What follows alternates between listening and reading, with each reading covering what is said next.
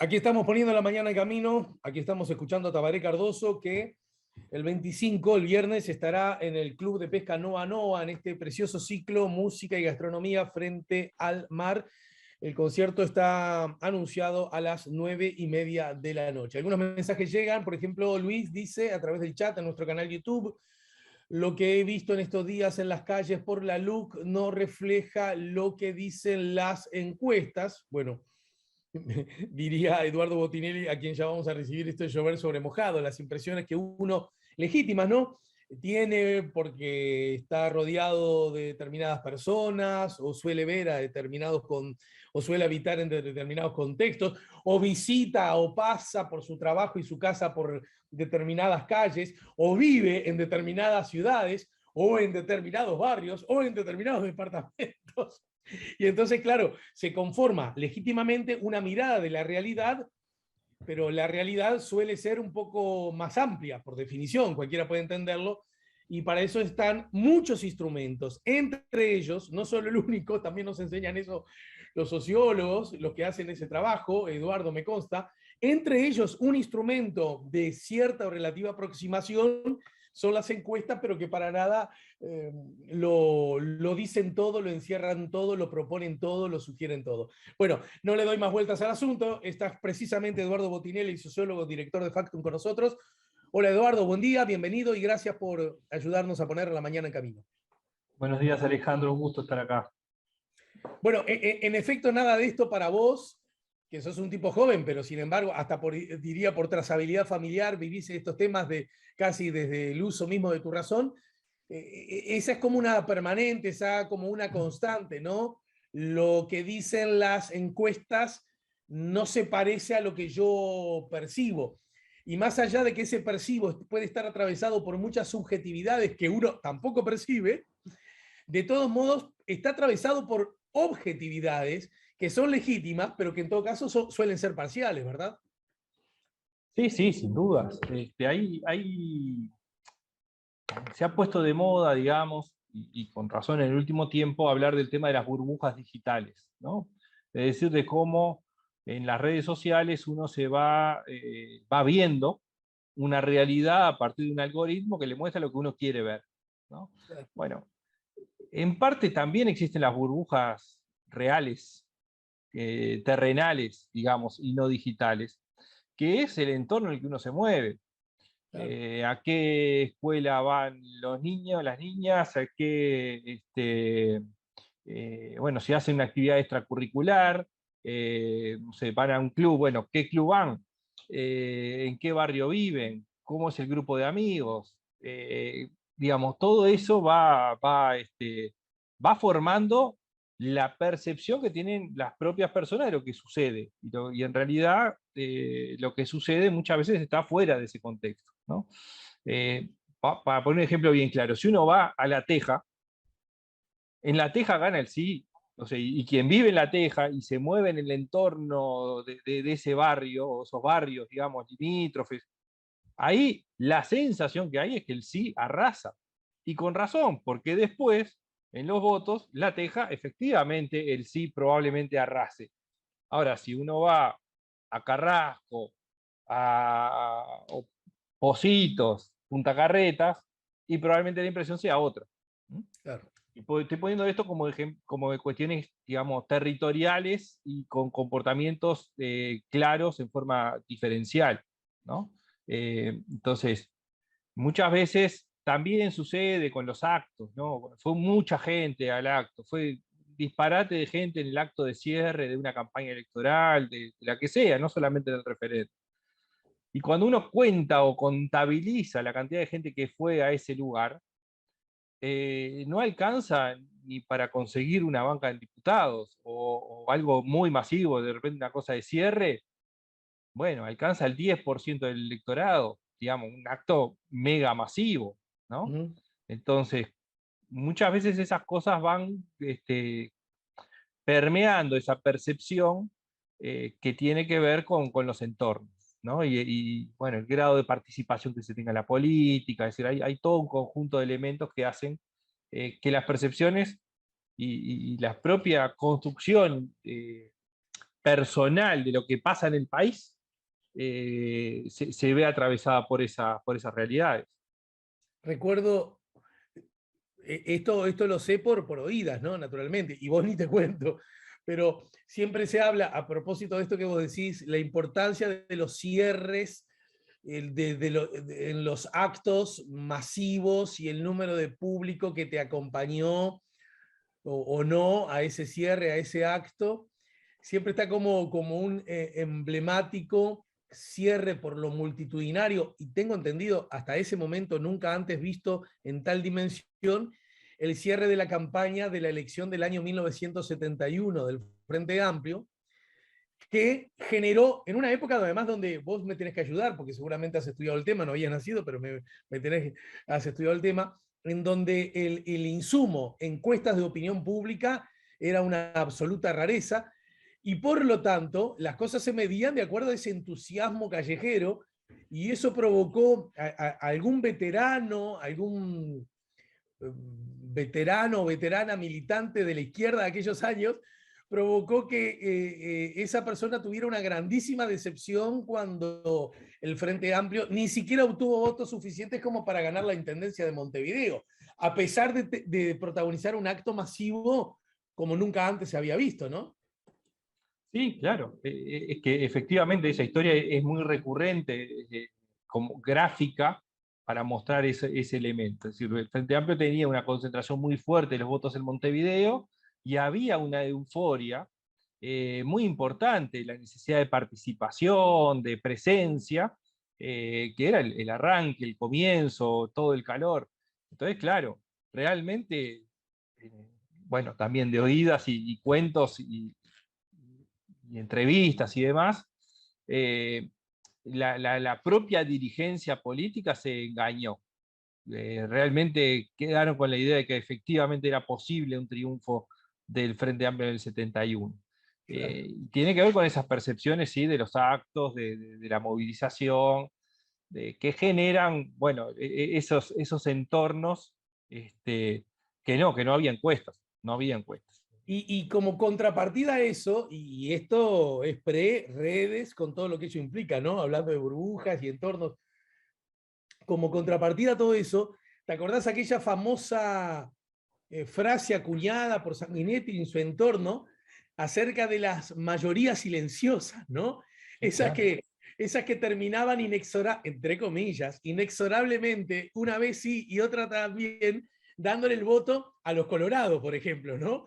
Que no militaban tanto, que no llenaban tanto las calles, que no ejercían tanto ruido, ni tanta sirena, ni tanto grito, ni tanta bocina, pero que con su voto, por supuesto, eso también ha cambiado, al punto tal que la izquierda política del Uruguay terminó ganando las elecciones, además las terminó ganando con mayoría propias y durante 3 periodos consecutivos. Pero quiero decir, era como en respuesta a aquello otro de lo masivo, de lo multitudinario, las famosas mayorías silenciosas que no les gustaba mucho ni la alaraca, ni la manifestación pública, ni el acto, pero que a la hora de votar marcaban el rumbo de una elección.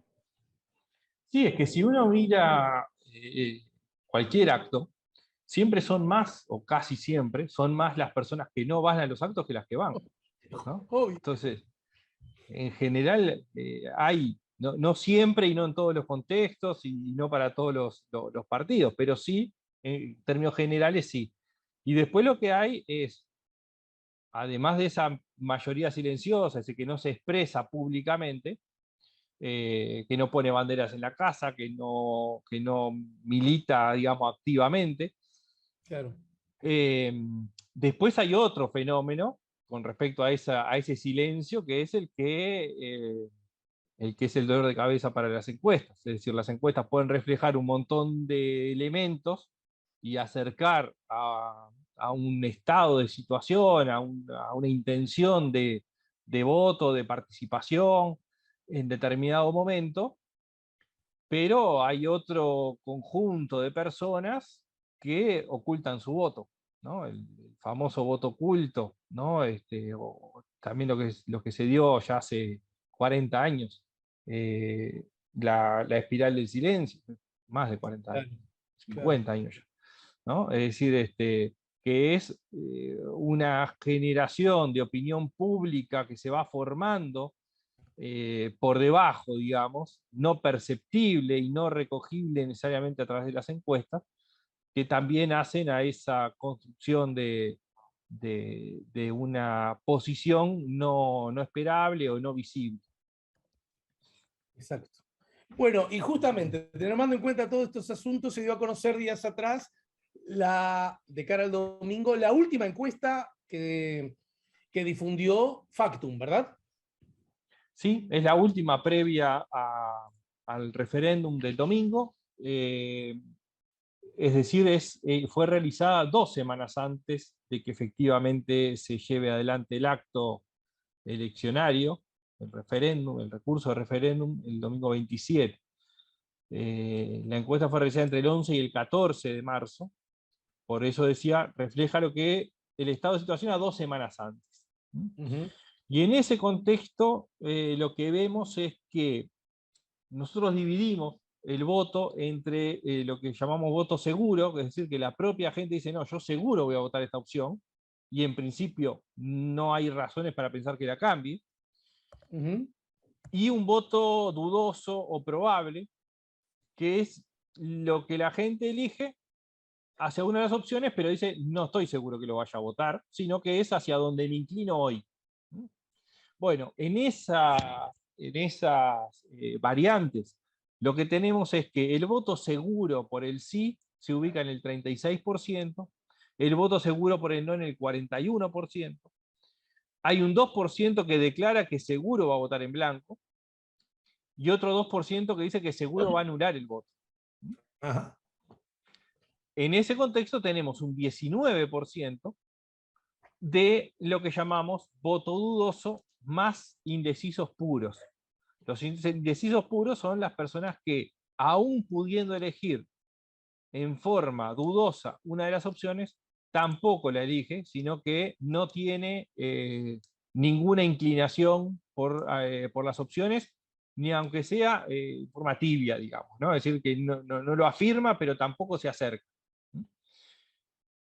Cuando pasamos a la segunda instancia, digamos, que es decir, bueno, ¿cuánto de ese voto dudoso y voto indeciso, o votantes indecisos, mejor dicho, cómo se comportarían hacia las distintas opciones? Lo que vemos es que hay una divisoria muy pareja en la elección de las opciones. De ese 19% del voto dudoso más indeciso, hay un 6% que se vuelca por el sí, hay un 7% que se vuelca por el no, un 1% que plantea que votaría en blanco, pero con dudas, y hay un 5% que termina quedando como lo que llamamos el indeciso puro, es decir, las personas que no eligen ninguna de las opciones. Si nosotros suponemos, y esto es una suposición, que quienes se inclinan en forma probable por una de las opciones efectivizaran su voto hacia ese lugar, tendríamos al sí en el 42%, al no en el 48%, el voto en blanco estaría en un 3%, el voto anulado quedaría en 2%, y todavía quedan 5% de indecisos puros para distribuir, para que se distribuyan ellos mismos, digamos, ¿no? Que elijan efectivamente por una de las opciones. Entendido. ¿Cómo dialoga esta última encuesta con las anteriores para hacer ese ejercicio sobre el cual vos y tus colegas siempre insisten? Hay que ver, digamos, las tendencias, ¿no? ¿Cómo dialogan? ¿Cuáles han sido las tendencias en esa dirección? Bueno, yo diría que se pueden ver 2 tendencias que son que pueden dar ideas distintas, ¿no? La primera es, si miramos solamente el voto firme lo que muestra es un comportamiento distinto entre el no y el sí. El no, nosotros tenemos 4 mediciones en total.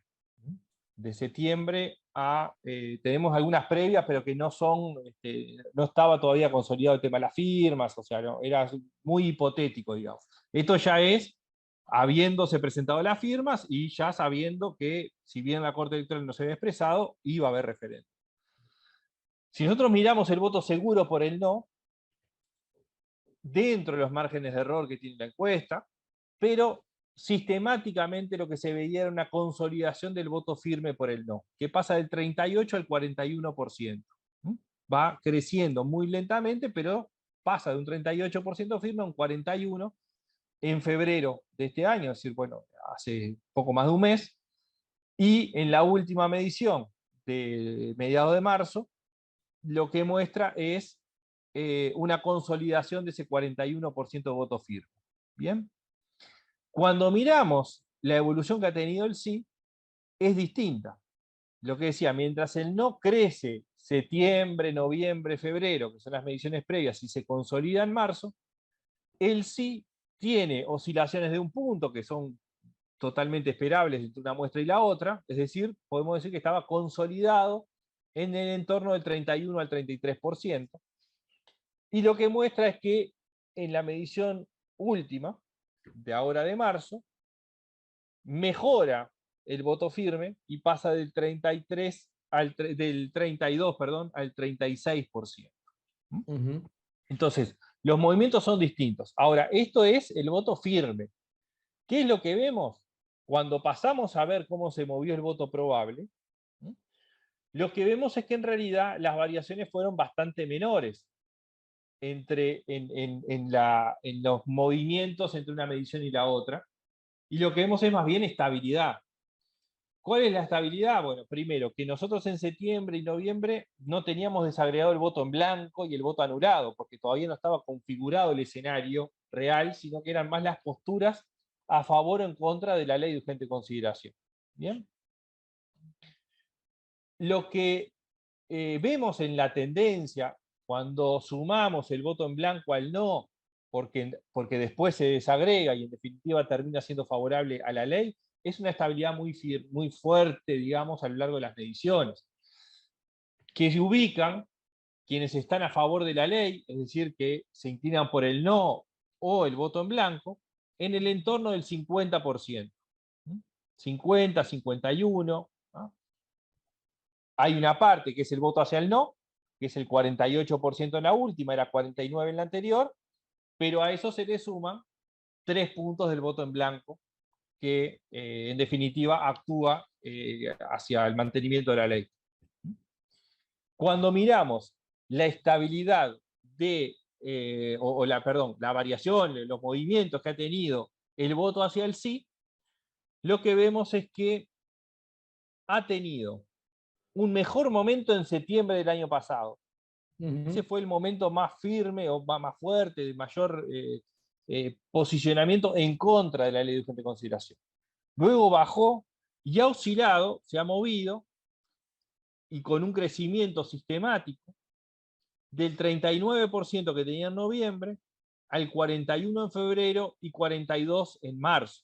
Es decir, tiene una leve tendencia ascendente, no significativa desde el punto de vista de los movimientos de una encuesta, pero que da la percepción de que hay un pequeño avance del sí en los últimos meses, sobre todo de fin del año pasado a noviembre, que además en noviembre, la medición de noviembre tiene mucho ruido, digamos, para el sí, que es la salida del Congreso del PIT-CNT y la campaña electoral interna del Frente Amplio. Es decir, ahí las distintas baterías, digamos, que impulsan el sí estaban en otros temas, no estaba centrado 100% en el sí. Entonces, ahí hay un poco de explicación de la caída y también explica un poco la recuperación, es decir, tiene que ver con que empezó la campaña del sí y todos los actores que tuvieron esas instancias que los sacaron de la campaña vuelven a estar. Entonces, el escenario muestra ciertas estabilidades y algunos pequeños movimientos. Esos movimientos tienen que ver con el sí en la afirmación del voto, con un leve crecimiento del sí en términos seguros más probables, y dentro de los márgenes de error. Es decir, no podemos concluir que hay un crecimiento. Lo que vemos es que hay movimientos que van en un sentido hacia ese lado. Bien. A ver si logro ser claro en lo que quiero preguntar. Esta, naturalmente, la expresión popular la vamos a conocer el domingo en la tardecita, ya entrada, el domingo en la noche, ya entrada de la noche, ¿verdad? Sí.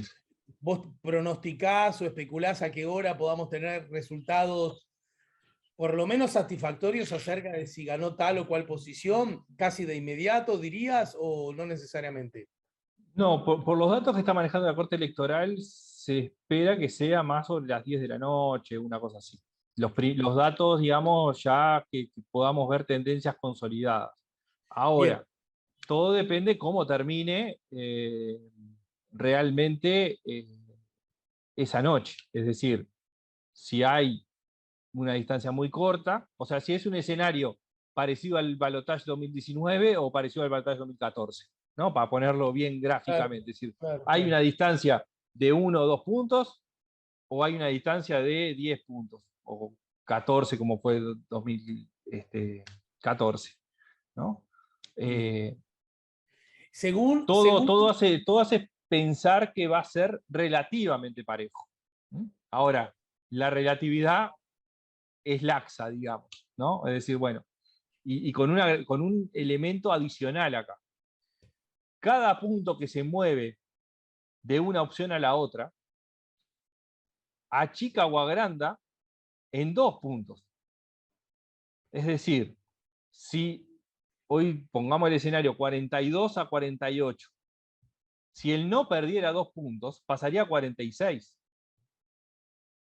Y el sí, si recuperara eso, pasaría a 44. Una distancia de 6 puntos se transforma en 2 solamente por el movimiento de 2 puntos del total del electorado. claro, Después hay que está ver bien. cómo se mueve y a la inversa. Si el sí pierde 2 puntos, pasa a 40 y el no pasaría a 50. Por lo cual, una distancia de 6 puntos se transforma en 10, ¿no? Y esto es un elemento importante para la definición del domingo. La encuesta a la que estamos haciendo referencia cerró el día 14, es decir, el lunes de la semana pasada, ¿verdad? Exactamente. Y bueno, de paso, me parece que es importante que el público maneje esta información. El tamaño de la muestra son 900 casos, todos los casos por telefonía, la mitad por telefonía fija y la mitad por telefonía celular, ¿no? Sí, es como venimos realizando ya desde 2016, si no me equivoco, esta metodología. En Bien. 2014 se hicieron las primeras pruebas y bueno, ha funcionado, por lo menos creemos que funciona por ahora. Incluye el país urbano, pero también el país rural. Sí, sí, sí, sí, todo el país. No hay limitación en cuanto al tamaño de los centros poblados. Por supuesto, hombres y mujeres. Y en ese sentido, me imagino que hay chances también de desagregar algunos datos, porque pensando en lo que el oyente, me parece a mí que en forma muy, tengo esa impresión honesta, decía, no es lo que veo yo no coincide con lo que dicen las encuestas. Me imagino que él vive, por lo pronto, en Montevideo. Las encuestas que han hecho arrojan resultados en tal sentido. Uno puede suponer que en Montevideo, como históricamente siempre ha sido más progresista, más vinculado a la izquierda, y por lo tanto el voto por el sí está justamente apoyado por el partido más grande de izquierda y además por los sindicatos y organizaciones sociales con un claro sesgo progresista, para decir lo mínimo, de centro izquierda. Bueno, uno puede suponer que en Montevideo el sí cuenta con más adhesión que en buena parte del interior. ¿Eso coincide con las observaciones, con las encuestas de ustedes? Sí, sí, a ver, acá hay un clivaje que marca todo, que es lo de el voto. El voto 2019 y el voto, ¿qué votaría si hubiese elecciones? Y ese voto tiene una representación desde el punto de vista geográfico, es decir, o una expresión desde el punto de vista geográfico, mejor dicho. Es decir, claramente en Montevideo, Canelones, sobre todo el área costera de Canelones, tiene una fuerte impronta o una mayoría del Frente Amplio y así se expresa hacia el sí. Es decir, efectivamente, el sí en Montevideo y en la costa de Canelones es mayoritario, mientras que en el interior es mayoritario el voto hacia el no. Incluso, esto hay que tomarlo con pinzas, pero en principio la distancia del no sobre el sí en el interior es un poco mayor que la distancia del sí sobre el no en Montevideo, ¿no?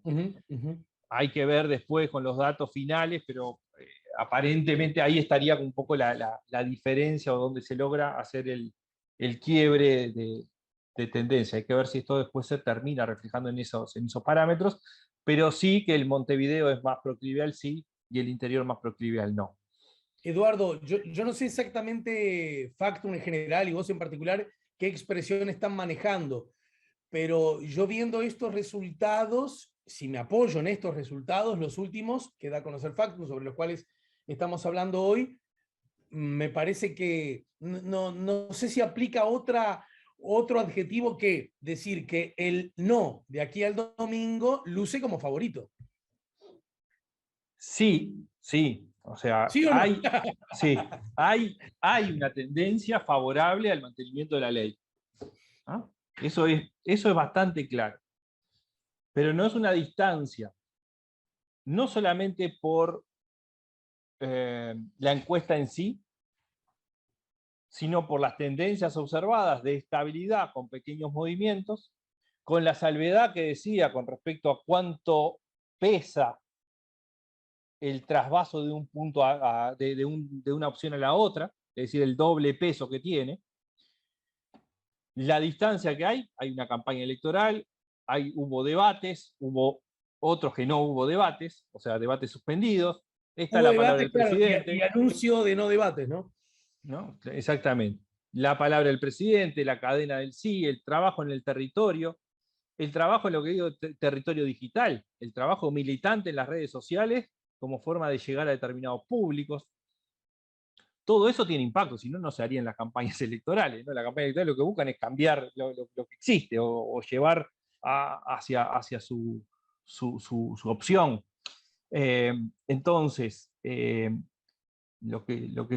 bueno, y otro elemento adicional que pongo arriba de la mesa es, hemos visto, no solamente en Uruguay, también lo vivimos en Uruguay, pero lo vimos en Reino Unido con el Brexit, lo vimos en Estados Unidos, en Colombia, que hay movimientos cada vez más frecuentes de último momento de sectores del electorado que pasan, sobre todo en estas instancias donde son dos opciones, que pasan de un lado para el otro.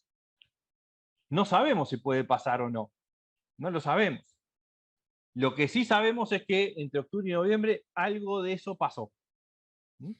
Lo sabemos por los resultados y lo sabemos porque estudios posteriores han indicado cambios en la última semana y en los últimos días, e incluso el mismo día, de voto de una opción a la otra.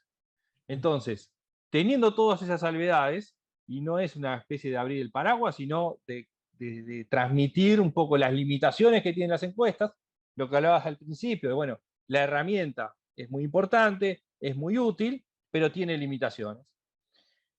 Y otra de los elementos es cómo esto va cambiando permanentemente.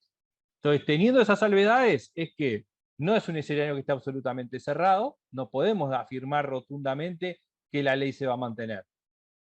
Pero en tren de analizar probabilidades por el comportamiento electoral que registran las encuestas, por las tendencias que vienen registrando hacia atrás, y por el comportamiento electoral del 2019, que son las bases de apoyo que tienen las dos opciones, el escenario es más favorable para el no. Te De eso no propongo, hay. perfecto, clarísimo. Te propongo una muy breve, estás muy ocupado, lo sé, pero una muy breve pausa, porque yo recuerdo incluso de haberlo hablado contigo y también con Oscar, tu viejo, acerca de que él decía que en estos casos de consultas populares, en el marco de referéndums, a propósito de leyes, se colaba casi inevitablemente de manuales, y citaba muchos ejemplos del exterior, un apoyo o no al gobierno, casi la lógica de una elección a medio tiempo, a mitad de periodo, como es habitual en otras naciones, ¿no? En un momento, el gobierno, esto a modo de hipótesis te lo tiro, Eduardo, me dio la sensación que se sentía fuerte, incluso por el resultado de encuestas, y hizo buen esfuerzo, más allá de ciertas consideraciones generales a la ley, trató de generar la idea de que, che, si te parece que lo estamos haciendo más o menos bien, incluso si no nos votaste, seguí para adelante con la ley, que en todo caso la ley ya hace 2 años que está, no te ha jodido la vida, lo otro es un palo en la rueda, no está bueno, hasta incluso generando, desde mi perspectiva, en forma inadecuada en cuanto al funcionamiento de las normas, la idea de que esto se aleja del apoyo a la representatividad o al sistema democrático cuando esto es constitucional. Y es más, los insumos de democracia directa son vistos por muchos analistas internacionales como elementos que mejoran la calidad democrática. Pero bueno, la idea me da la sensación que el gobierno ha tratado de decir, el gobierno lo está haciendo bien, no merece un freno, sigamos para adelante. Y la oposición, quienes promueven, en un momento trataron de hacer mucho hincapié en la norma, algo así como decir, bueno, quizás no votaste, pero fíjate que hay cosas de la norma en estos 135 artículos que están mal por esto, por aquello, por aquello. En el último tramo, ultimísimo, me parece que está pesando mucho más la inflación, la baja de los salarios, el aumento de los precios, más allá que cosas específicas de la ley. Hay algunos aumentos de precios que suena exagerado atribuírselos a los 135 artículos, ¿no es cierto? Algunos sí dialogan, pero otros no tanto, etc. Quiero decir, el resumen del público, según lo que ustedes han podido advertir, pasa por, mirá, no me jodas, yo voté a Luisito y a los suyos, voté a Manini, a mí siempre me encantó Sanguinetti, todo lo que huele a izquierda voy a estar en contra siempre, así que no me jodan. ¿Qué dicen ellos? Yo hago eso. Y los otros, ¿no? Ahí está la derecha, ahí están los oligarcas, ahí están los antidemocráticos, ahí están los golpistas, ahí están los pitucos. Yo soy trabajador, yo soy asalariado, yo soy sindicalista, yo voto lo que diga. Es decir, ¿qué es lo que está primando en este último tramo de campaña para decidir uno u otro voto? Y breve referencia también, mi querido Eduardo, a por qué ahora importa, como creo nunca antes, el voto anulado y el voto en blanco, es decir, qué roles juegan. ¿Lo vemos luego de la pausa? ¿Cómo no? Muchas gracias, Eduardo, ya venimos. La mañana en camino.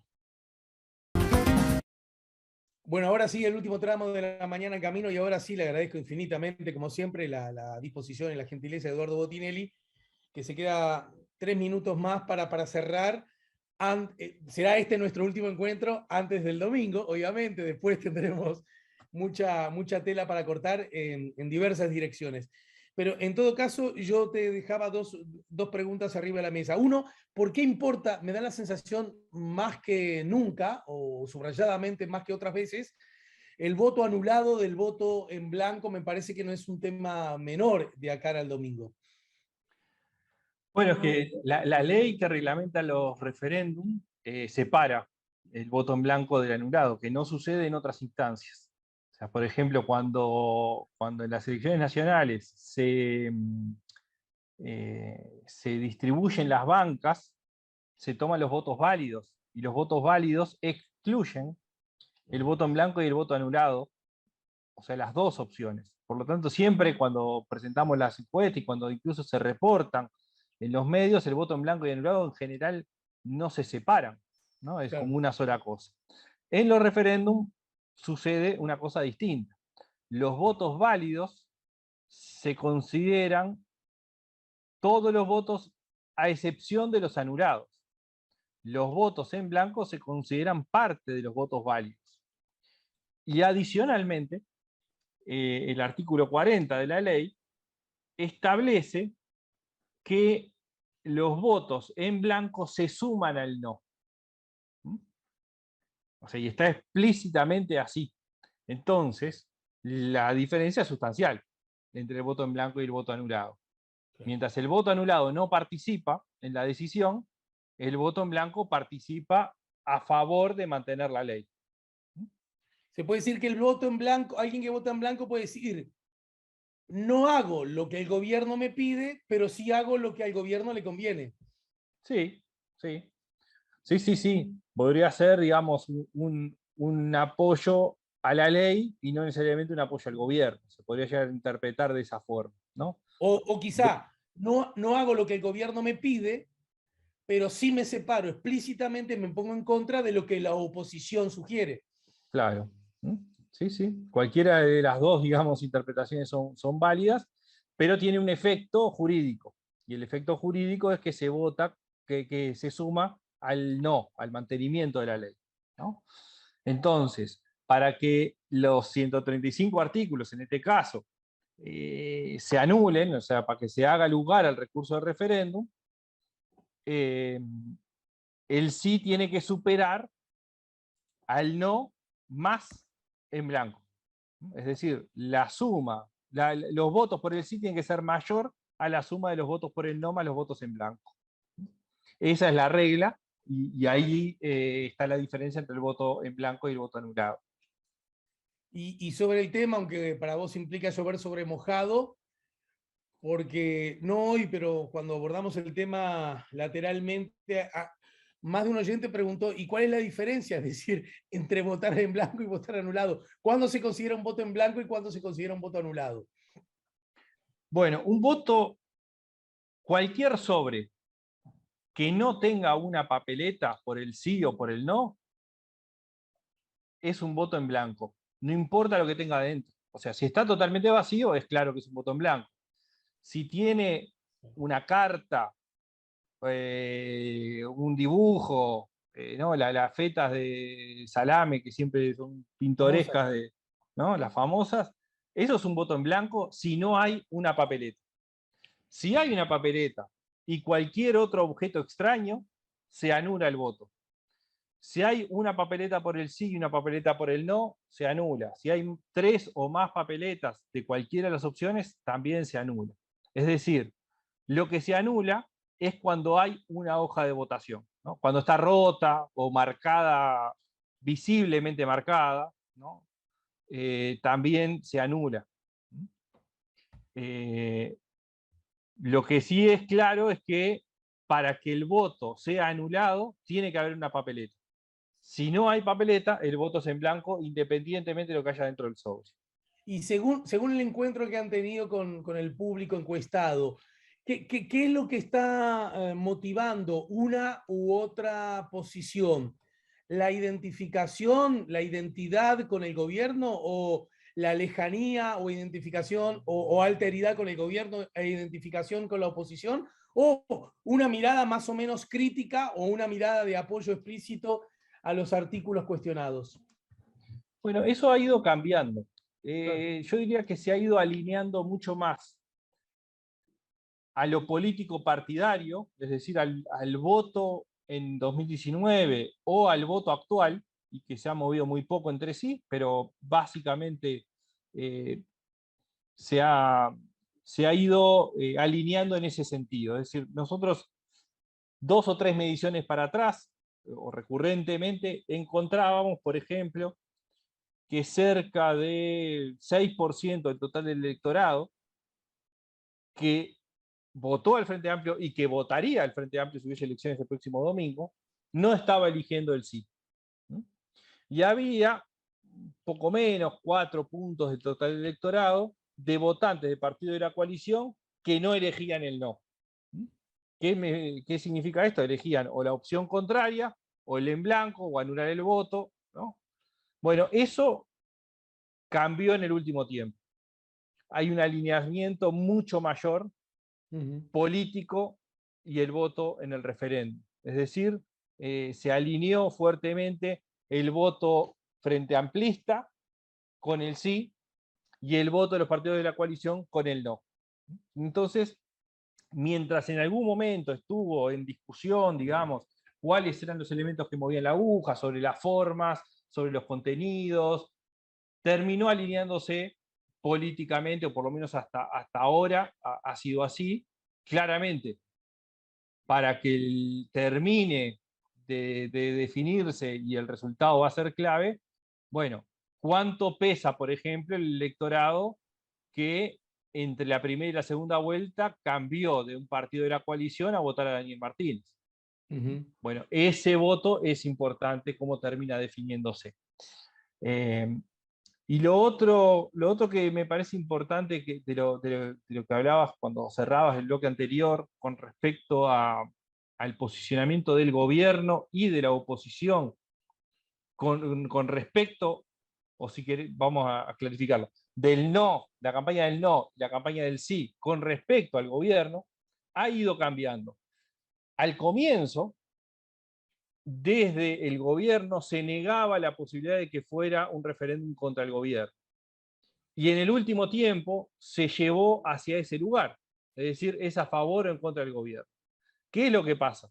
O por lo menos en la interpretación, que faltaba mucho desde octubre a marzo para poder decidir esto es a favor o en contra del gobierno. Había que ver cómo cerraba el 2021, cómo era la temporada turística, qué pasaba con el empleo. Bueno, en la medida que esos resultados fueron favorables hacia el gobierno, es decir, bueno, la campaña, la temporada turística no fue buena, pero no fue tan mala. Los resultados de empleo fueron favorables al gobierno. La opinión pública en términos generales mantiene un apoyo al gobierno, crítico en algunas cosas que hemos visto en algún momento, ¿no? Todo lo que vinculaba a la economía, a los precios. Entonces ahí se sintió fuerte el gobierno, faltando poco con elementos a favor para ponerlo en ese lugar. Pero en el último tiempo, la oposición o los impulsores del sí empezaron a ver las vetas estas vinculadas a los precios, a los salarios, a la pobreza, como elementos que la propia opinión pública estaba cuestionando del gobierno. Entonces, también ahí entró ese terreno que se salió de la cuestión, digamos, de ataque o centrados en los artículos o en las formas en que se aprobó la ley, eso es para determinados públicos, y se pasó a elementos concretos que no necesariamente están en la ley, algunos sí, otros no, como marcaba, pero que hacen bueno, marcarle los elementos negativos al gobierno para poder captar descontentos con lo que está sucediendo con la situación actual desde el punto de vista económico, fundamentalmente. Bien. Bueno, mi querido, como siempre, Eduardo, muchas gracias y nos reencontramos más temprano que tarde, ¿sí? Muchas gracias a ti, Alejandro, a las órdenes. ¿Van a ser ustedes como algunas empresas? Me da la sensación que se hacía más antes que últimamente las famosas encuestas a boca de urna. No, este año, y tengo entendido que no va a haber, por lo menos las consultoras, lo que he podido conocer, digamos, que no va a haber. Antes era, sí, en instancias electorales no hay dudas, en los referéndums en los que menos historia hay, digamos, de proyecciones de escrutinio. Plebiscitos ha habido, pero en los referéndums no, tampoco ha habido tantos, fueron pocos. Bien. Eduardo, otra vez, sociólogo, director de Factum, gracias por el tiempo y gracias por ayudarnos a poner la mañana en camino. Gracias a ti y a las órdenes, Alejandro, que andes bien.